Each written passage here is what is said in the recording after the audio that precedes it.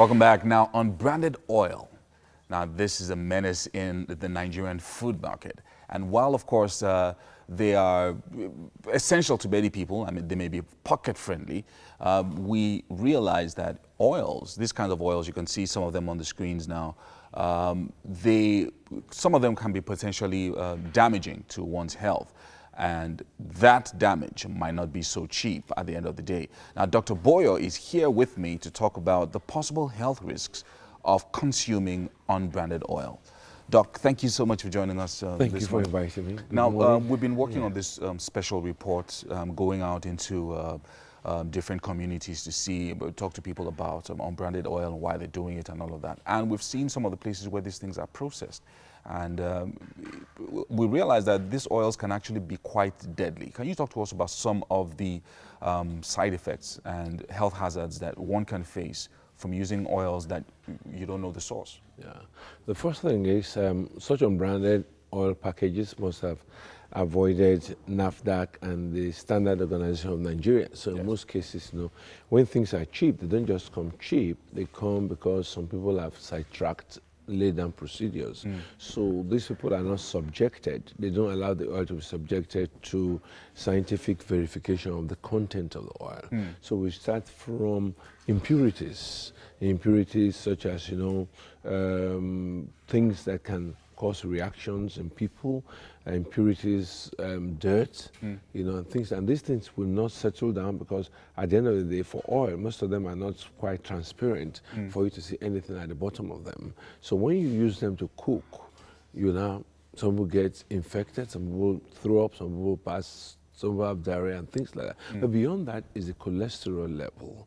Cholesterol is normally in the body. The body manufactures cholesterol. It's part of what the body uses in the cell membrane. So there's cholesterol in the body, but high cholesterol is a problem. And when cholesterol goes high in the body, it causes a lot of problems, what we know as cardiovascular diseases. So the cholesterol in the body doesn't move alone. It attaches itself to proteins.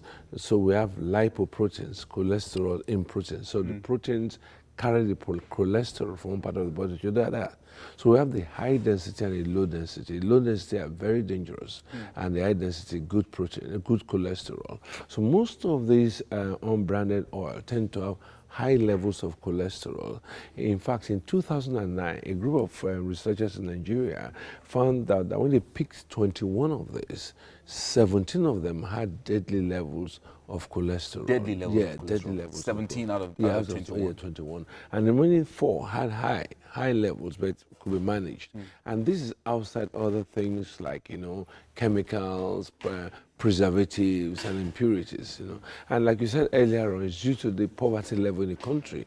People think that they are being smart and they say penny wise, pound foolish. At the end of the day, the amount of money you spend to treat yourself, treat your children, could even, it just boomerangs. You spend much more money to take care of yourself. So high cholesterol leads to plaques, P-L-A-Q-U-E, in the arteries.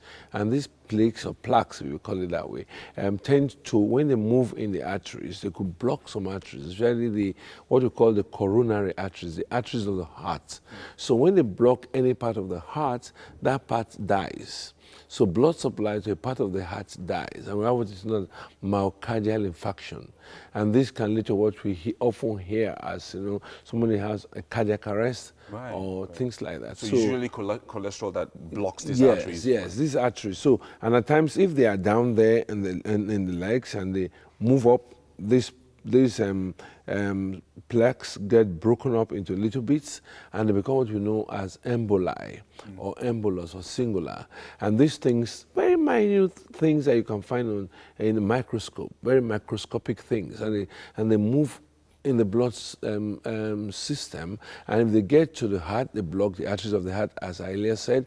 If they get to the brain, wow, the arteries in the veins in the brain are very small, and these emboli block the arteries in the vein, in the brain, and this leads to stroke. Wow. So when people have stroke, it's not just hypertension. So, oh, my father didn't have hypertension; he was always up and about, But cholesterol that creates the plaque.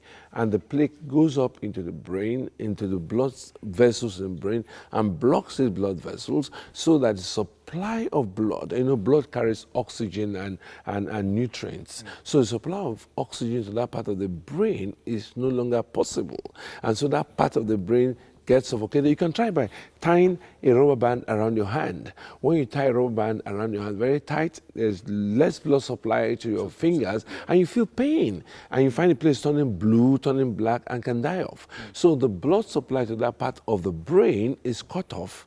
I have a friend whose mother had a stroke, and the blood supply to the language center of the brain was cut off. And you can't believe it, this woman could not speak English anymore. She could only speak local dialects. And so we have other people, when you have stroke, you cannot move your maybe a right side of the body or the left side of the body, or sometimes speech is affected. You can't even smile because the part of the face gets paralyzed. So people that have these things think that stroke comes from just hypertension. Now, if you are diabetic again, cholesterol, high cholesterol level worsens diabetes. It causes kidney failures. It causes, like I said, stroke and heart failure. But now, Doc, yes. I know that we're going deeper into this. We don't have much time. Now we want to focus on, we're talking about oils specifically, but we're also focusing on lifestyle changes. Yes. So if, for instance, there are certain people who have been doing this for a very long time. Yes. They've been buying unbranded oil for many years. So the first lifestyle change is, of course, changing the kind of oils that you use. And then, of course, the second is maybe changing some first of all, after changing the oil I use, it's good to go to see the doctor and do a cholesterol test to find out whether you have high cholesterol. If you have high cholesterol, you'll be given drugs over 3 months to bring down your cholesterol to normal.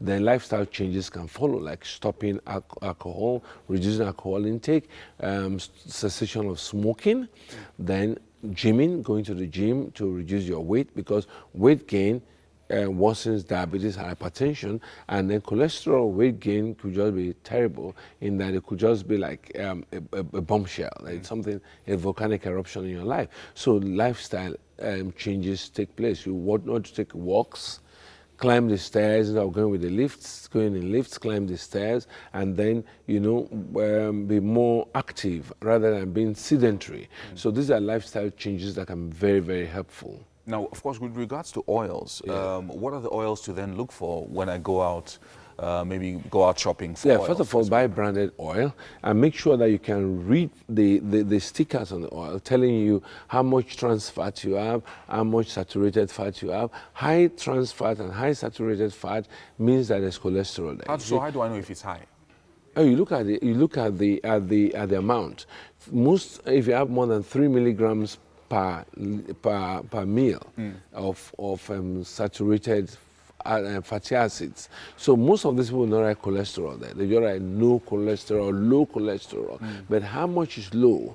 So you need to look at it. And then if it's trans fat, they will write it a trans fat. If it's saturated fatty acid, they will write it there. So we prefer unsaturated or low saturated fatty acids in the oils. And then we also want to make sure that we go for those ones that are well known, that you can Google up or you can go and check it for yourself. Because when they are unbranded, there's no way you can find out how much fat there is. Exactly, and then you can't call anybody. So you can't call anybody. So unbranded containers have no stickers on them telling you what exactly you have there. And if it's outside this country, they won't write the daily requirements by the side and write to you what it has. So you say it has 0.5 milligrams per this per 7, and they write at the back daily requirement, but we don't have that in most places in this country. And so NAFDAC, as Standard Organization of Nigeria, has to continue to insist that even the branded ones should state exactly what they mean by low cholesterol, how much is low, and if there's no cholesterol, they should write it there. There's no cholesterol. Yeah, there's no cholesterol. Wow, absolutely amazing. I mean, you've really enlightened us on a number of things. A lot of lifestyle changes will be required for certain people in this 2019. After the tests. After the tests, yes. obviously. Yes, Thank you so much, okay, Doc, for joining us this morning.